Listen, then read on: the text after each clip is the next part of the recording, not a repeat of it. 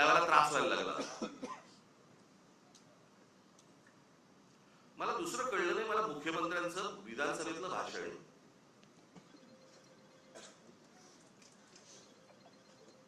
की ह्या missing link प्रकरण हे उत्तम दर्जाचं ते काय काय कन्स्ट्रक्शन आहे वगैरे वगैरे सगळं झालं, आणि ह्याचं जर समजा कोणी राजकारण करत असेल आम्ही बघून घेऊ. त्याला मुख्यमंत्री असतो तू, बघून घेऊ. बरं झालं ते झालं. पुढे वाक्य संपल्या हिंदीतून सुरू झाले.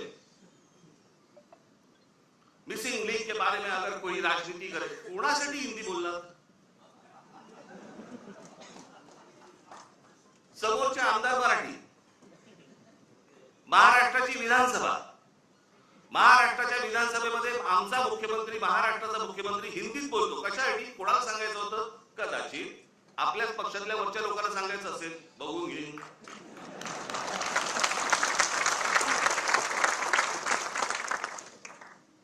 त्यालाही माहिती हे सगळे व्हिडिओ येत आहेत कुठून, हे सगळं काय चालू आहे राजकारण. मी त्याशी बोललो नाही का, माझ्या पत्रकार परिषदेमध्ये बोललो ना. जी काय घमासान सुरू आहे ना आता तिकडे पक्षामध्ये, फक्त बघत राहा, पाहत राहा.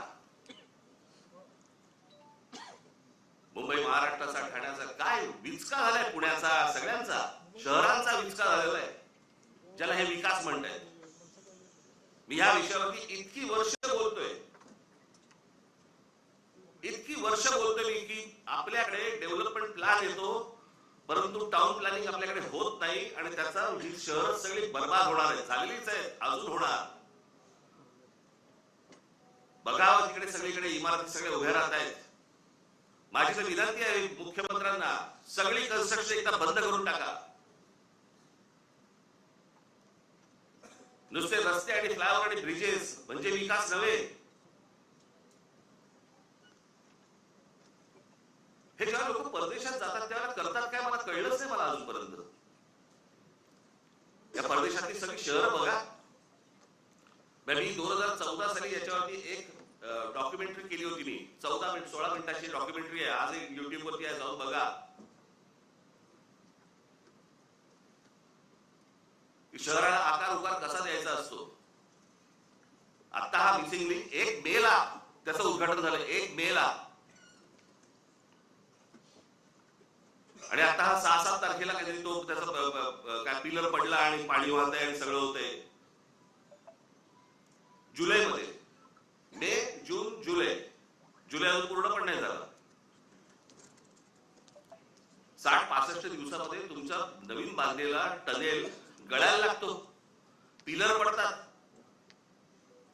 आणि काहीतरी त्यांनी सांगितलं, काहीतरी कुठे काय आणले करते ते तुला दिलं होतं मी घ्यायला. कॅनडामधनं आम्ही त्याचा रिसर्च केलाय, आणि मग त्यांनी त्याचं डिझाईन केलंय. मग इंडोनेशियामधनं आम्ही पाईप हे आणले, मग जर्मनीमधनं हे केलंय, अजून काहीतरी केलंय, आणि मग भारतीय कॉन्ट्रॅक्टरने तो टनेल बनवलाय. त्यालाच द्यायचं होतं ना. आमचे नितीन सरदेसाई फार छान बोलले त्याच्यावरती. आता आम्ही बोलत असताना ते म्हणाले, मला हे सगळं बघून राज कपूरचं गाणं ऐकू येतं म्हणे. आठवतं, मेरा जूता है जपानी, पतलून है काय इंग्लिशसानी, सर पे लाल टोपी रूसी म्हणजे रशियन, फिर भी दिल है हिंदुस्तानी. कॉन्ट्रॅक्टरांचा तो बर्बाद करणार, तुम्ही काळजी करू नका.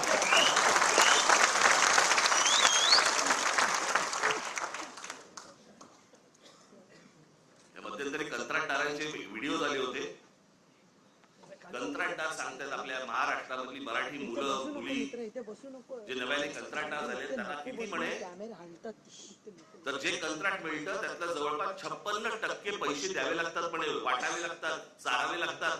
56%. ज्याच्यासाठी काम काढलंय ते काम त्यांनी 44% मध्ये करायचं. तुम्हाला असेच रस्ते मिळणार, असेच खड्डे मिळणार.